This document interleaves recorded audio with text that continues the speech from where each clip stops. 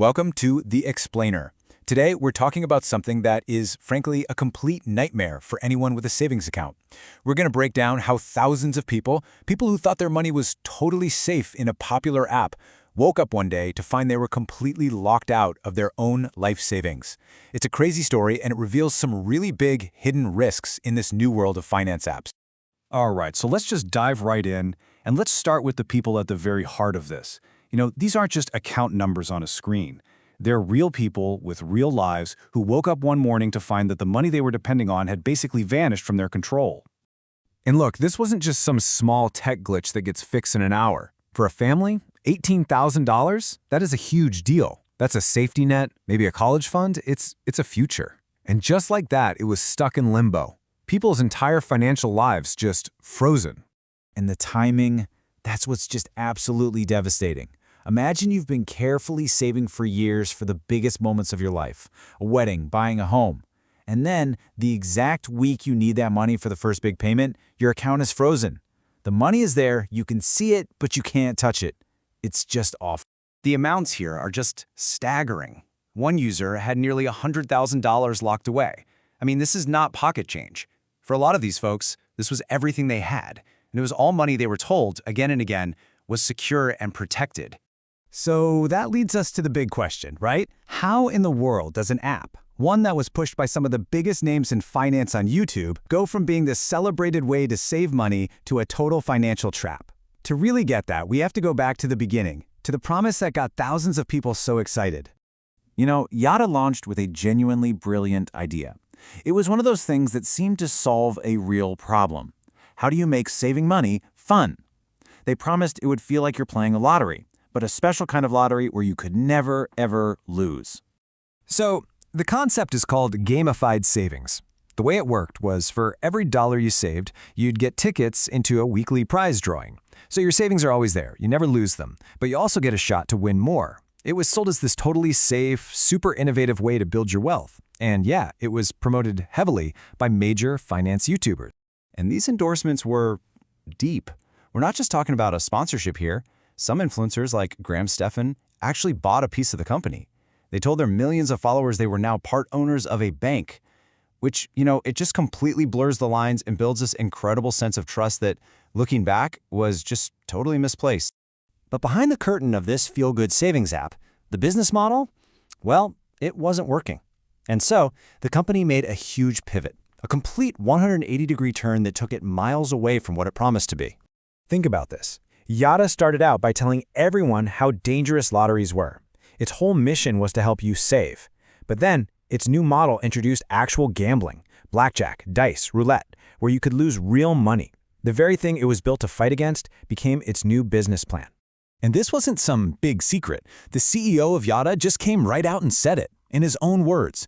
They pivoted because the savings model wasn't making money. It was a business decision, plain and simple. But while the company was trying to fix its bottom line, the real disaster, the one that would freeze everyone's money, was just starting to brew. You see, the frozen money wasn't really just about a change in the business model. The real problem was so much deeper, buried in this complex and frankly fragile system that most of us who use these apps never even know is there. Okay, so this is probably the single most important thing to understand in this whole story. Most people thought Yada was a bank. The influencers even called it a bank, but it's not. It's a fintech company, basically a tech layer that sits on top of a hidden, kind of complicated structure.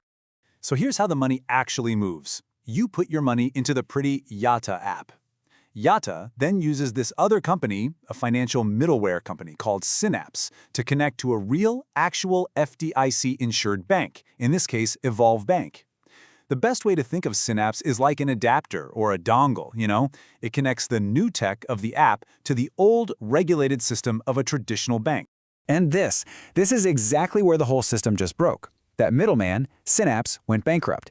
And to make things a million times worse, its financial records, the list of who owned what, apparently didn't match the records at the actual bank. And this is the critical part. The bank itself didn't fail, so that FDIC insurance everyone was counting on, it was never triggered. The technology layer in between just shattered. So what happens next? A total corporate blame game. The middleman, Synapse, says, hey, the bank has the money. The bank, Evolve, says, whoa, the middleman's records are a complete mess. And while they're all pointing fingers, something like $150 million belonging to up to 200,000 regular people is just trapped in a legal and financial black hole. And while all these corporations and their lawyers are arguing in court about who's responsible, the real, devastating price of this whole system failure is being paid by everyday people. For weeks now, people haven't been able to get to their money for the most basic things: rent, mortgages, car payments, groceries. I mean, the safety net they so carefully built for themselves was just ripped out from under them overnight. And let's be really clear about something here. This is not the user's fault. They did what they were supposed to do. They trusted the marketing. They put their money where they were told it would be safe. The big takeaway is that when you're using one of these fintech apps, you really have to understand what's underneath. Are you dealing with a real bank or a tech company that's just sitting on top of one? Because that difference, as we see here, can change everything. This whole disaster really forces us to zoom out and ask a much bigger and honestly a much tougher question about our financial system, specifically how it responds when things go sideways.